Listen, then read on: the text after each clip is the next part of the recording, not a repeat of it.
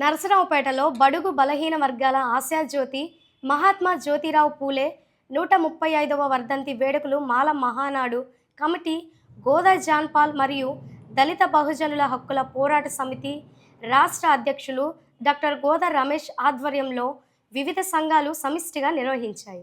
మహాత్మా జ్యోతిరావు పూలే విగ్రహానికి పూలమాలలు వేసి ఘనంగా నివాళులు అర్పించారు. ఈ సందర్భంగా మాట్లాడిన నాయకులు మహాత్మా పూలే ఆశయ సాధన కోసం కృషి చేయాలని కోరారు.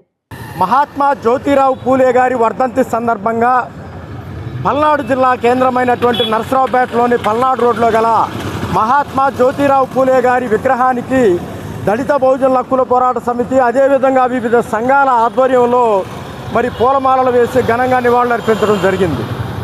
గులాంగిరి పుస్తకం ద్వారా బానిసత్వాన్ని పారద్రోలాలని మరి మహాత్మా జ్యోతిరావు పూలే గారు మరి మంచి రచనలు చేశారు ఈ సమాజంలో.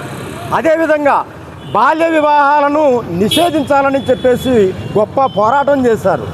అదేవిధంగా భర్త చనిపోయిన స్త్రీ మరో వ్యక్తిని పెళ్ళాడవచ్చునని చెప్పేసి ఒక మంచి స్త్రీలకు హక్కులు కల్పించినటువంటి గొప్ప ప్రదాత మరి మహాత్మా జ్యోతిరావు పూలే గారు.